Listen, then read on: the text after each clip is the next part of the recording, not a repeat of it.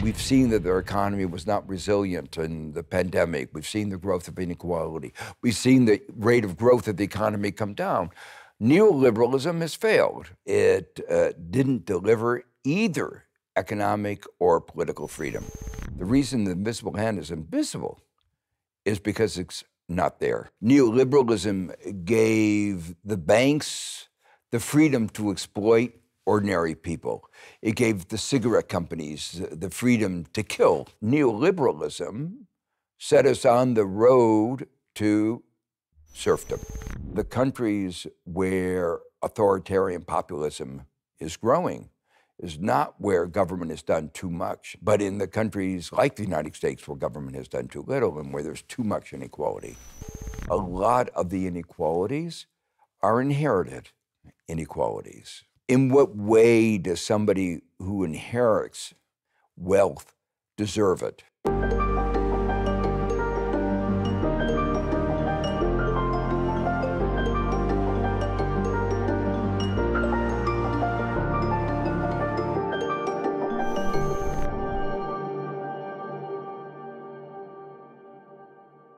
Joseph Stiglitz, bonjour. Bonjour. Je suis très heureux de vous recevoir sur la chaîne YouTube du site Élucid.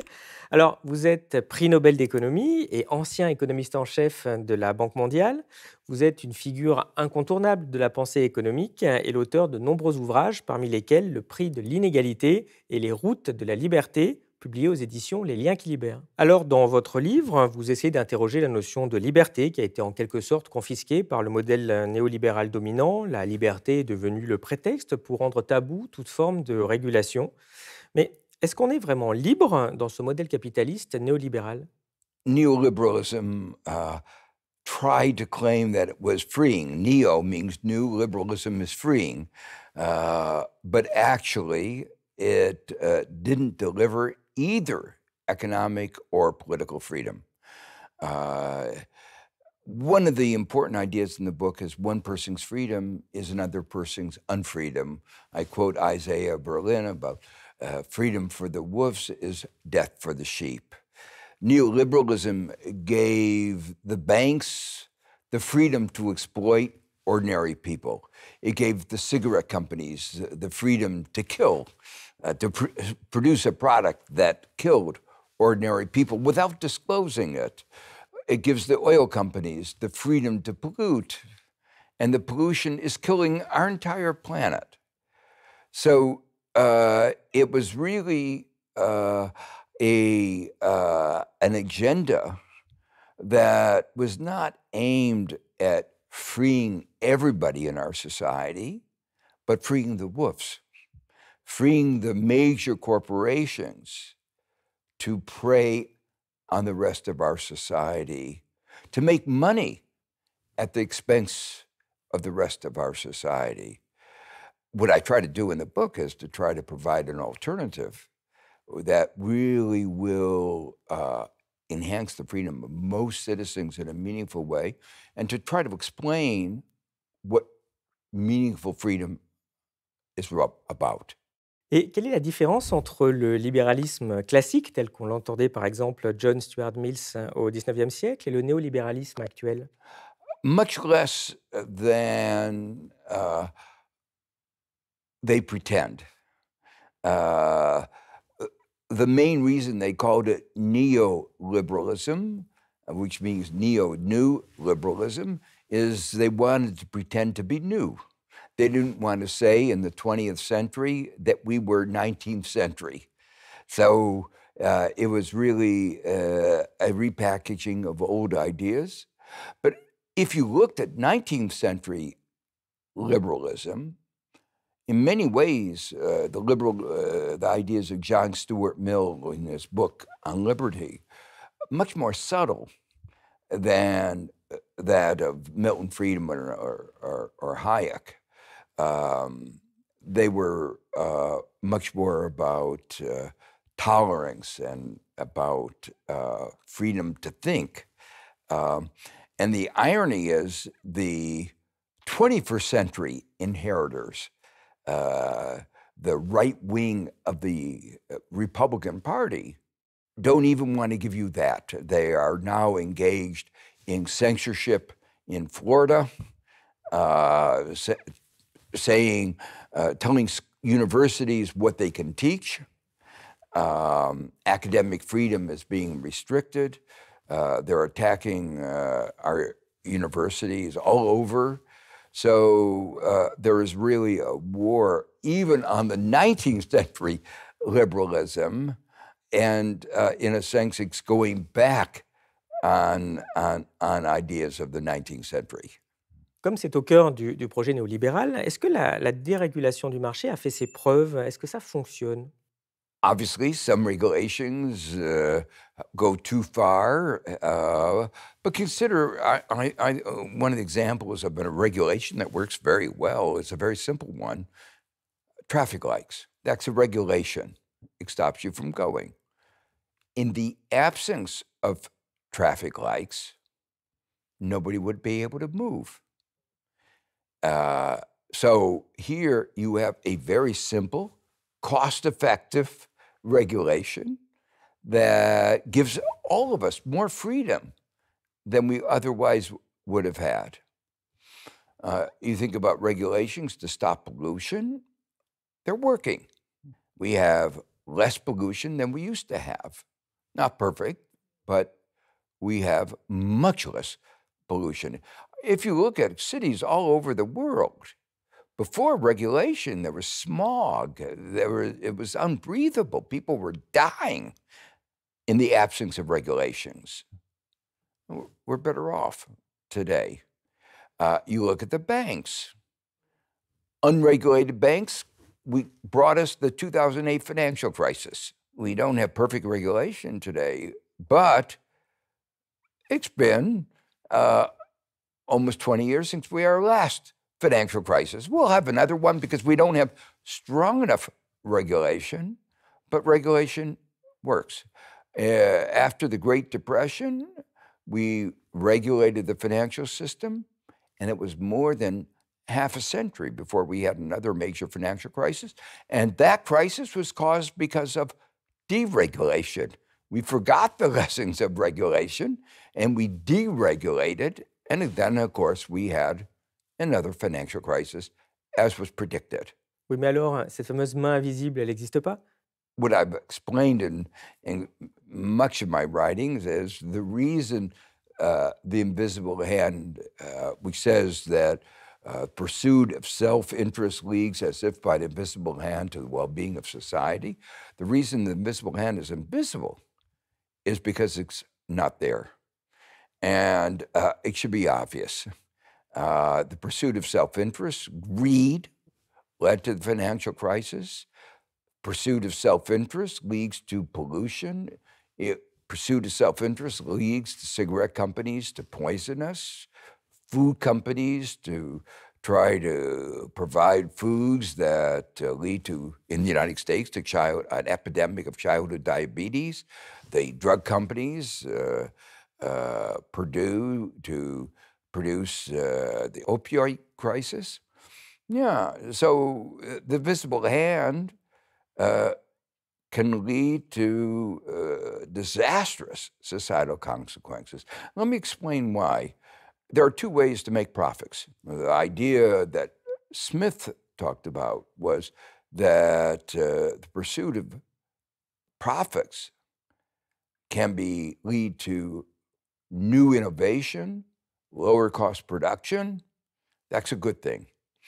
But there are other ways to get profits, and that is exploitation. Exploitation through market power, exploitation through taking advantage of people's vulnerabilities, take advantage of imperfect information, asymmetries of information, which is something I wrote a lot about. And unfortunately, too much of, it's too easy to make money by exploitation. So that is what our banks, our cigarette companies, our food companies focus on.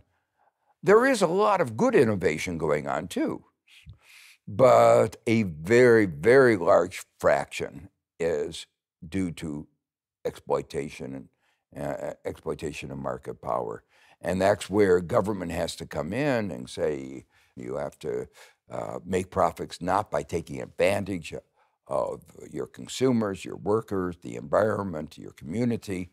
And so you need to harness the power of the market so that it does what it's supposed to do, which is innovate and lower cost of production.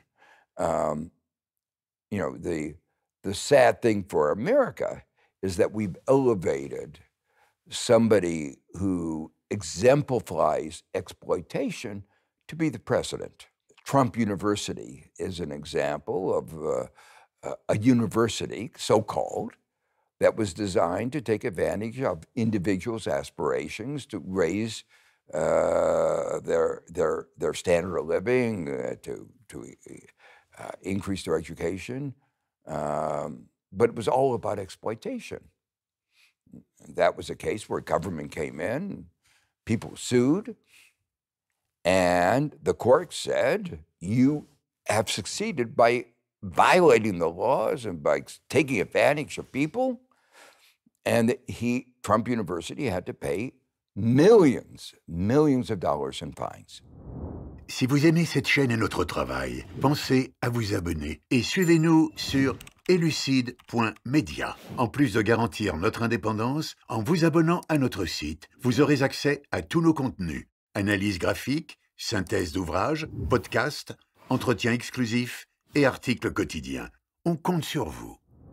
On voit que la plupart des supposées démocraties libérales tombent les unes après les autres dans des dérives autoritaires. Et pourtant, on nous disait que la liberté économique allait entraîner la liberté politique. Qu'est-ce que vous en pensez? Friedman and Hayek, who put forward the idea that that economic freedom was necessary and would sustain political freedom, were 180 degrees wrong in their analysis.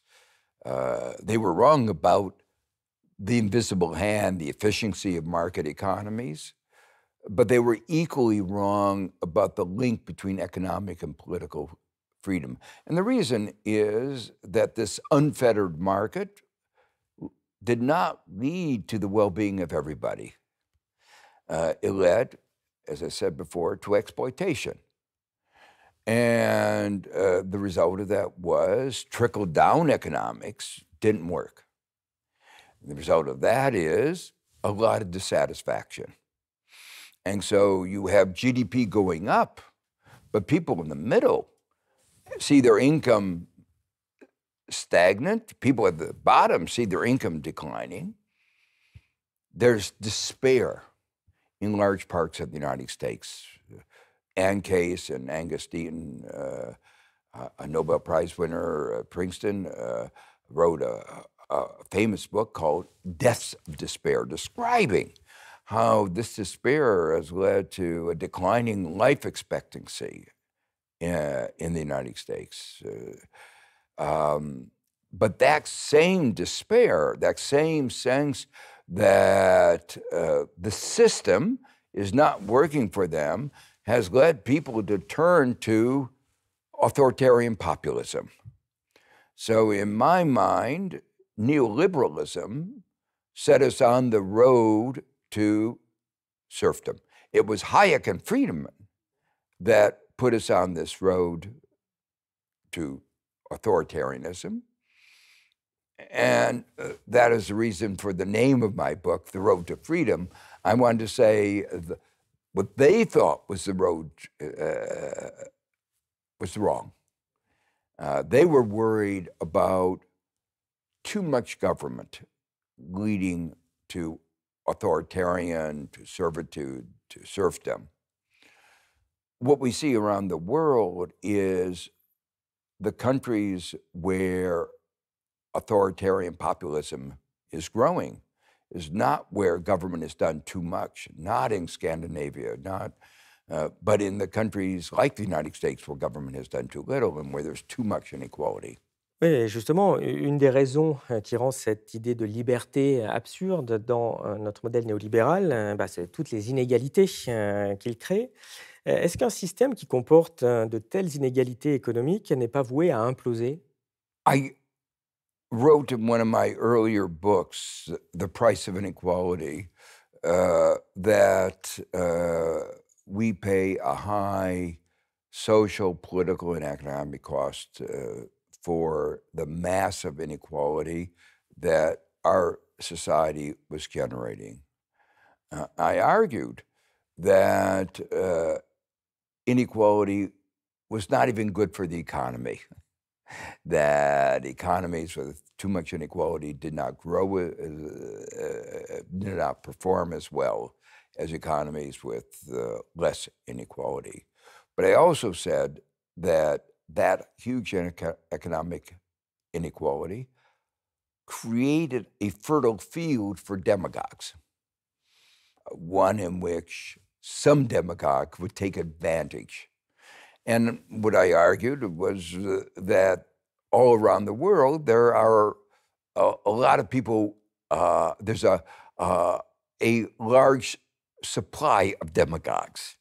You can't tell where they're going to come from. You don't know who the demagogue is going to be. So the issue of sustaining a political freedom, an assault on that political freedom, is very linked with inequality. And that's why I've argued that any society that wants to sustain democracy and political freedom has to limit the level of inequality, both in income and wealth.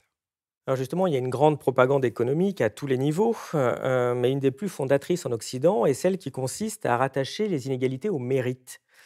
Les riches mériteraient leur richesse, et il serait injuste de les taxer. Les pauvres méritent d'être pauvres, et donc il serait injuste de leur accorder des droits sociaux. Qu'est-ce que vous en pensez?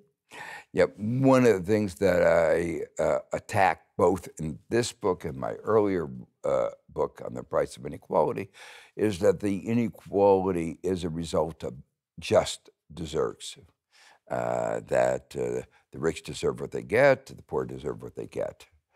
I attack that in many different ways in this book. The first point I raise is that a lot of the inequalities are inherited inequalities. In what way does somebody who inherits wealth deserve it? Maybe his father deserved, worked hard, but what did he do other than being born to the right parent? Sometimes I tease my students and I say, you made one mistake. You chose the wrong parents. Because if you had chosen the right parents, you would be wealthy. But of course, you don't choose your parents. But that's true not only at the top, but it's also true at the bottom. In the United States, we suffer from a legacy of slavery. Those who came to the United States not out of their free will, but out of slavery, that's not a market economy. That's brute force. In chains, they were brought here and abused for centuries in the United States, creating a legacy that we still have to deal with today. And to deny that there is that legacy, I think is morally wrong. But it's not just, that's a dramatic example, but many people in the United States who are wealthy today, their parents made, or the grandparents, or the great-grandparents, or great-great-grandparents, made their money out of what is called the China trade. Today, we would call it the narco trade. It was selling opium.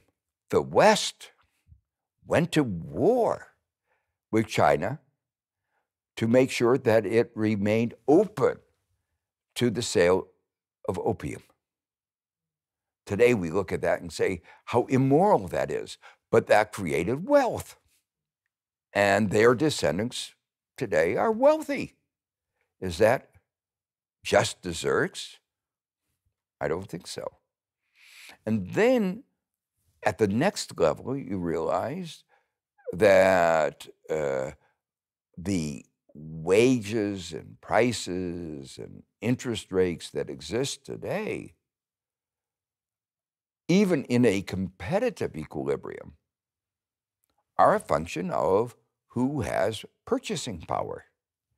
But that purchasing power is a result of previous exploitation.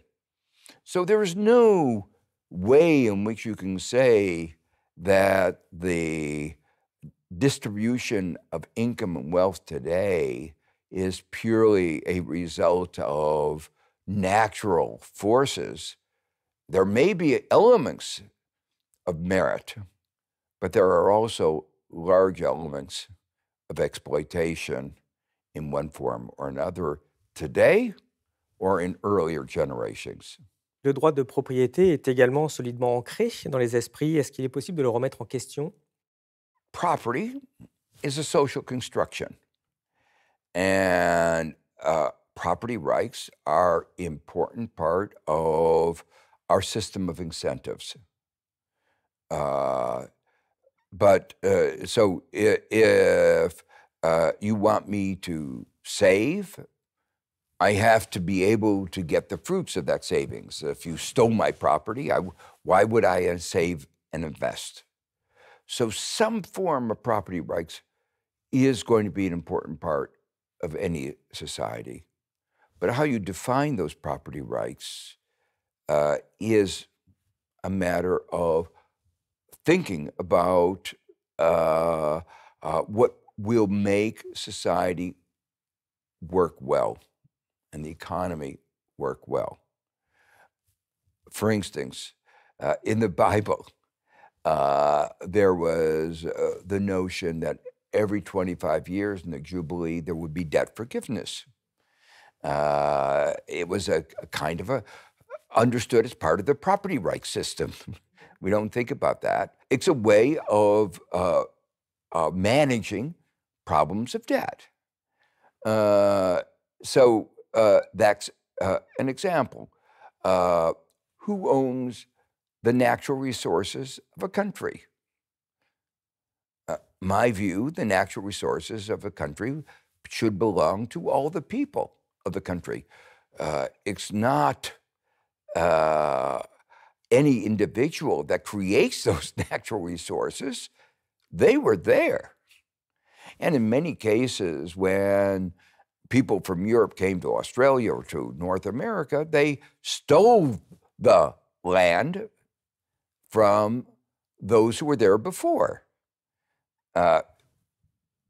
exemplifying the queasy nature of property rights. There was an old joke about where did you get your property? I bought it from somebody else. And where did he get the property? He bought it from somebody else. But where did he get his property? He stole it from somebody else. So at the bottom of any chain, there's often an element of theft. And we don't want to think about it, but to a large extent, the wealth of Europe has been based on stealing wealth from the colonial powers.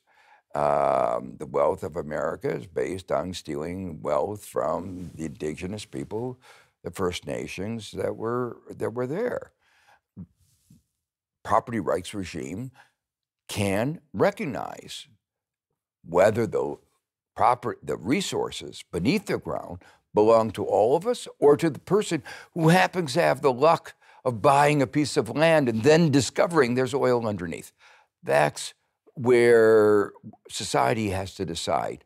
And it's interesting, most societies have said the resources beneath the ground belong to all of us.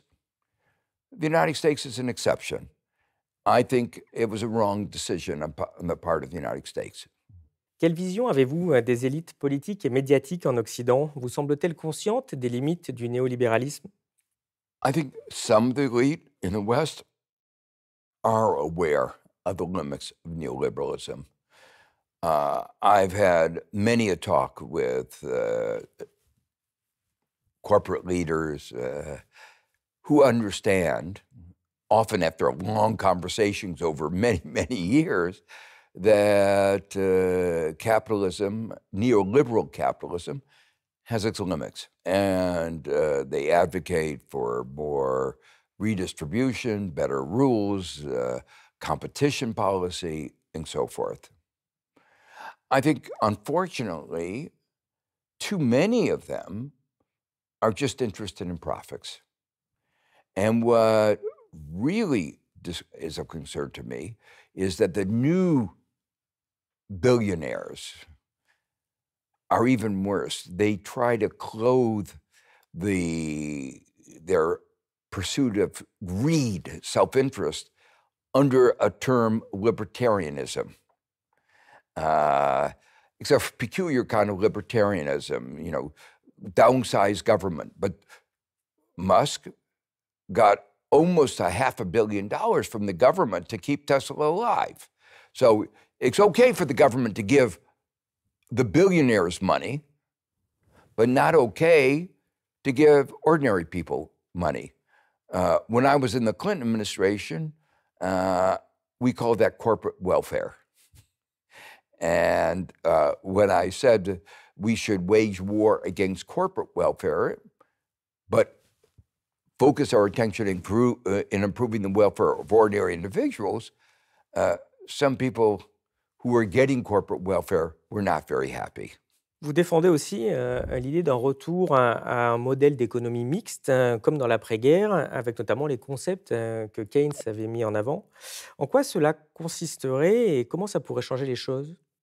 Well, first, let me say that back then, we thought of government and the private sector. Today, I think we think of things somewhat differently. You need government and you need the private sector.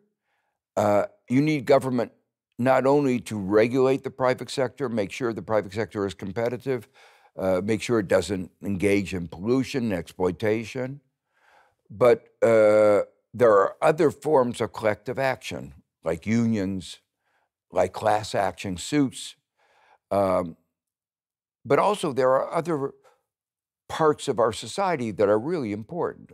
NGOs, civil society, cooperatives.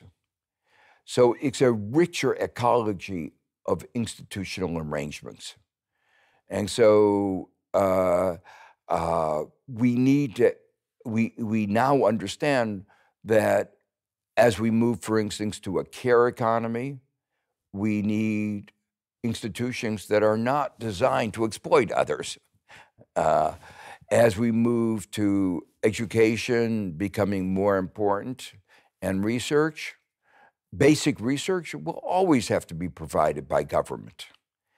And if we are going to have a modicum of equality, we have to have education provided by NGOs like Columbia, Harvard, not-for-profit institutions, as well as by state institutions.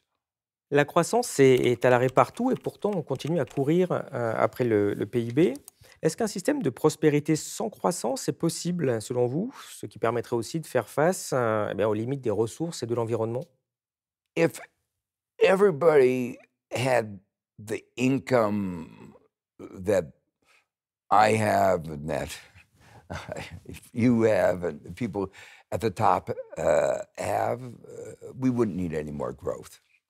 There are many other things that we need to focus on that are more important. As you get older, you think a lot more about health and extending longevity, not material goods. But we have to remember right now we face two problems. First, large parts of the world and large parts of our own countries do not have an adequate standard of living. So we need growth to bring them up to a basic standard, to reduce the inequalities. That will require growth. Secondly, we need to finance the green transition. It's going to be expensive. It will be good, obviously, it's necessary. If we don't do it, we're all doomed. But we need growth for that. So in my mind, it's the quality of growth, the nature of growth. It's a move away from materialistic, destructive growth. But we are going to need increases in efficiency and productivity if we are going to reduce this inequality, bring people up, and make the green transition. Les modèles néoclassiques à la base de nos politiques économiques partent du principe que l'homme est rationnel et égoïste. Est-ce que vous êtes d'accord avec cette vision de la nature humaine? Well, you are absolutely right in the description of what the underlying assumptions, since it's worse, they're infinitely rational, infinitely selfish. We know it's not true. And Adam Smith, which is the father of modern economics in the Anglo-Saxon world, talked about the importance of empathy. And we see that empathy playing out in Los Angeles and the fires as people go to help each other. That view of the world is not only ugly, it's wrong. And the question is, how do we help develop the empathy, honesty, these other characteristics? And one of the points I try to make in my book is that our economic system has a big impact.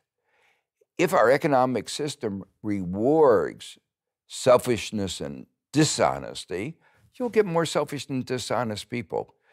If it rewards, if it honors people who are unselfish, care about others, who are honest, you'll get more of those. Mais si on n'est pas égoïste par nature, est-ce qu'on a vraiment besoin de restreindre nos libertés?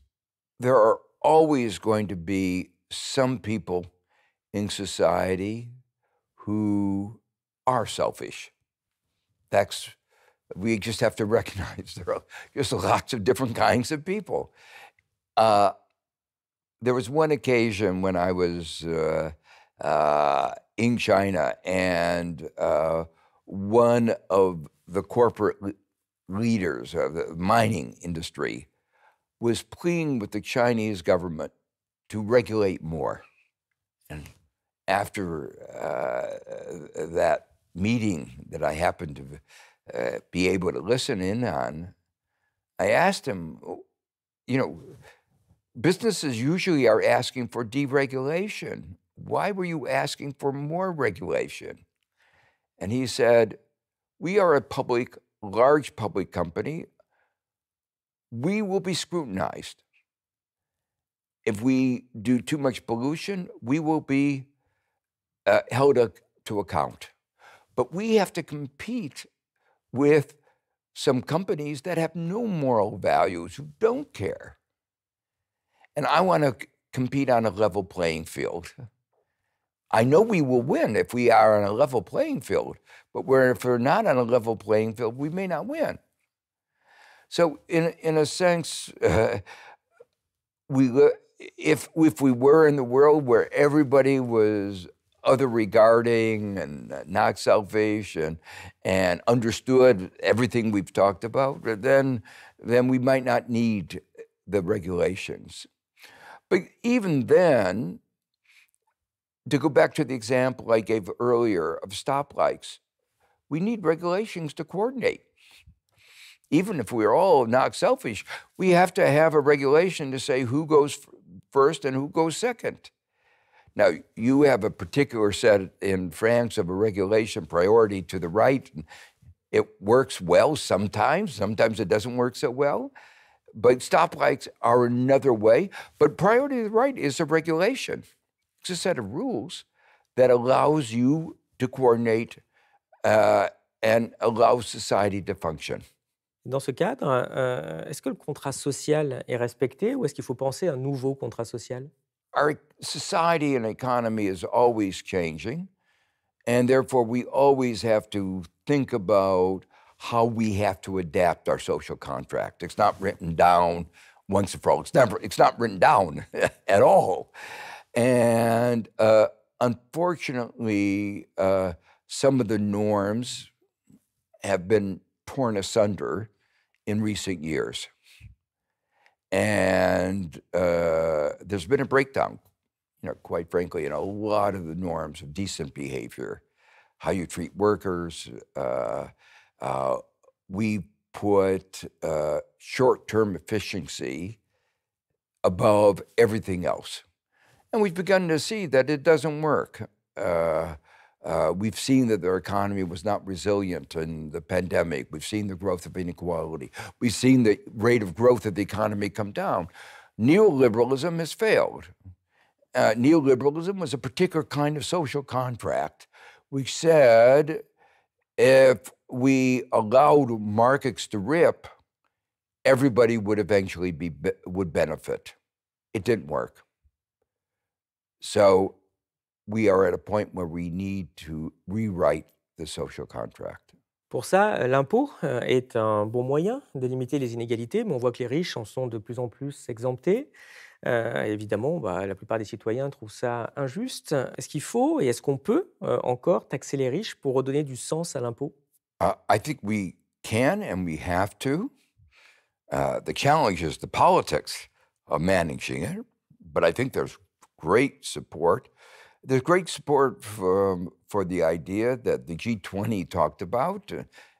Here in France, Gabriel Zucman has been the great advocate of it, which is a minimum wealth tax that the wealthy have been very successful in avoiding, evading taxes on their wealth.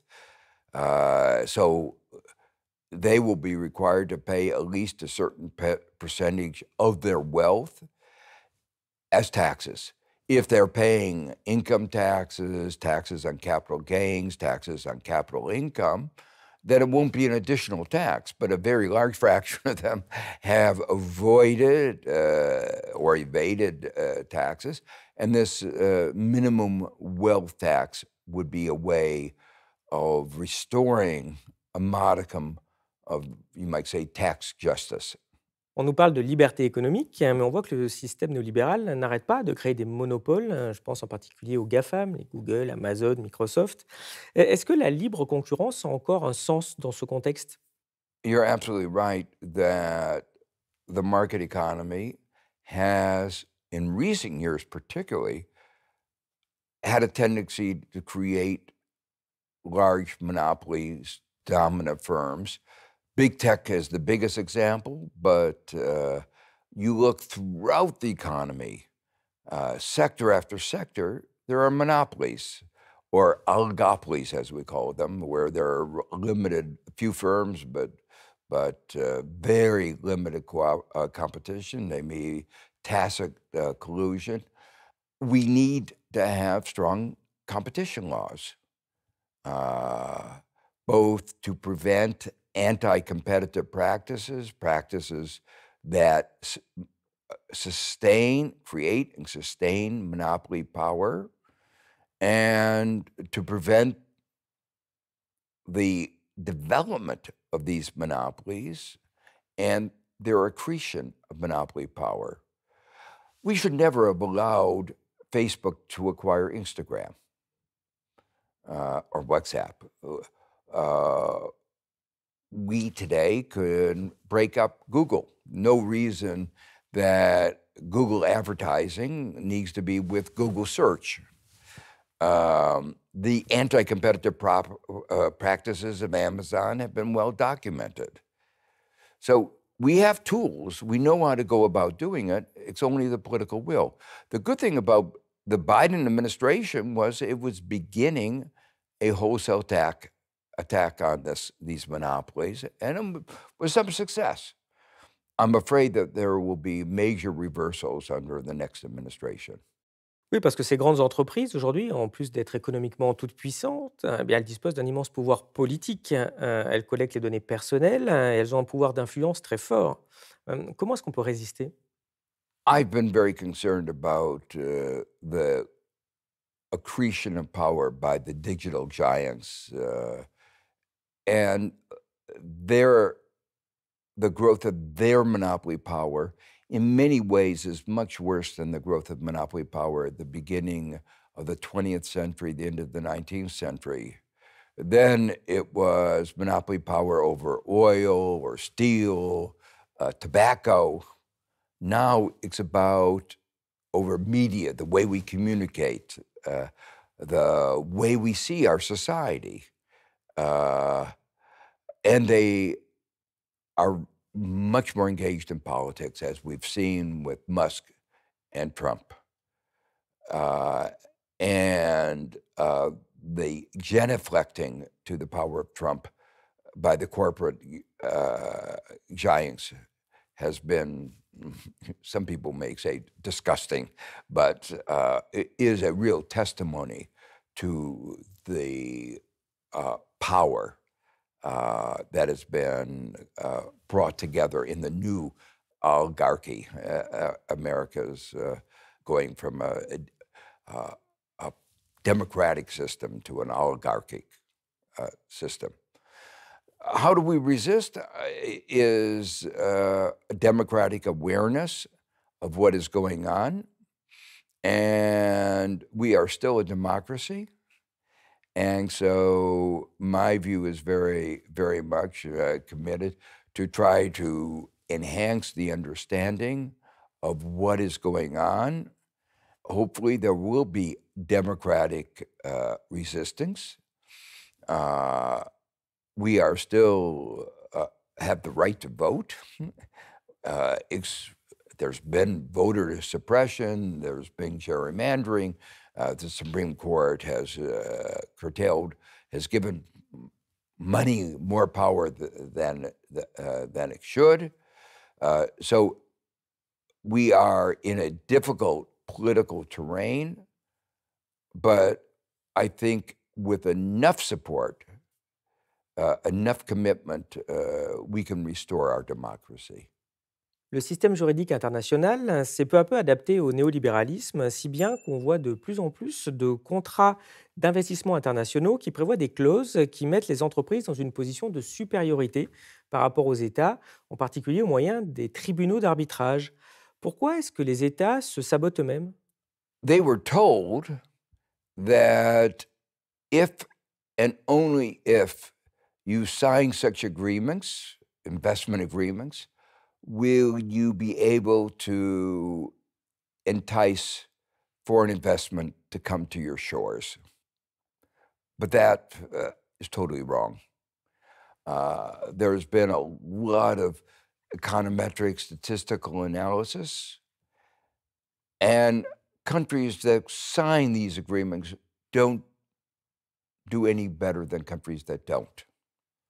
And that's why countries like South Africa have begun to renege, to say, we want to get out of these agreements, not to renege on them, but to give notice that they are terminating these agreements.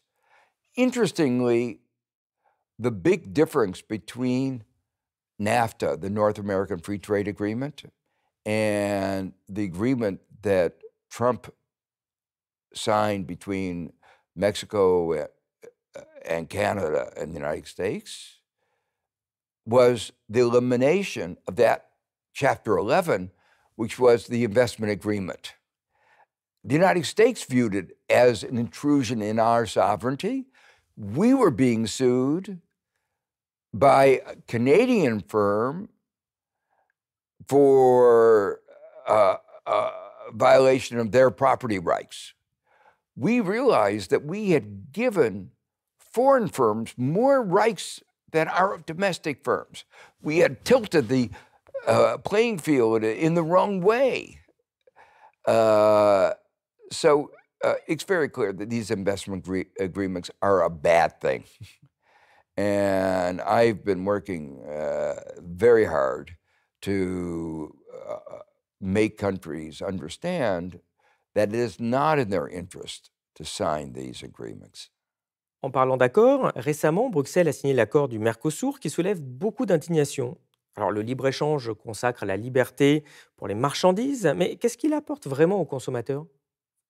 The free trade agreements that have been signed over the last 30, 40 years have been overwhelmingly producer-driven agreements. They are not focused on, they are not asking the question, what will be good for the country as a whole, what will be good for the citizens of the country, but what will be good for the producer interests that lobbied the hardest. And the example for the United States that illustrates that most forcefully are the provisions that relate to intellectual property and to pharmaceuticals. So in the agreement that Obama proposed way back in his administration called the TPP, there were provisions that would restrict access to generic medicines, that will lower the cost of medicine, life-saving medicines in some cases, that would, it said you can't sell generic medicines, raising the prices, causing people to die. To me, that was the most vivid illustration of whose interests were being put first in these agreements. And that was partly because of the way the agreements were negotiated in secrecy, behind closed doors, without any public discussion.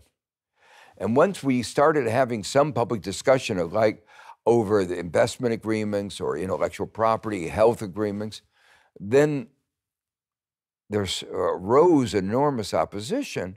And that's why we haven't had very many agreements in recent years. Democratic societies find it very difficult to ratify agreements whose major objective is enhancing the well-being of the firms at the expense of consumers. Est-ce qu'au final, le capitalisme ne va pas s'effondrer sous le poids de ses propres contradictions? I think that societies are always changing, and sometimes for the better, sometimes for the worse. At the end of the 19th century in the United States, we had the Gilded Age, the robber barons. We called them robber barons, realizing that it was exploitation. We had a corrective. We had the Progressive Era. Then we had the Roaring '20s, where inequality rose again. Then we had the Great Depression. Then we had the war. Then we had the post-war social cohesion, where we had the fastest pace of economic growth. It was a form of capitalism, and inequality shrank.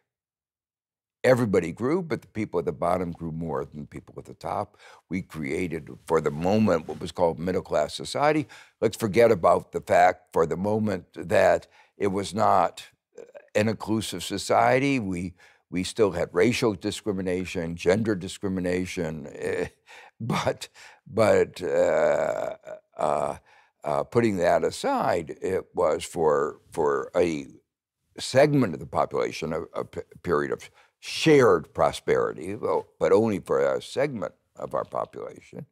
And then we had the era of neoliberalism, which has prevailed for the last 45 years. I have a hard time wrapping my mind around, is 45 years a short period or a long period?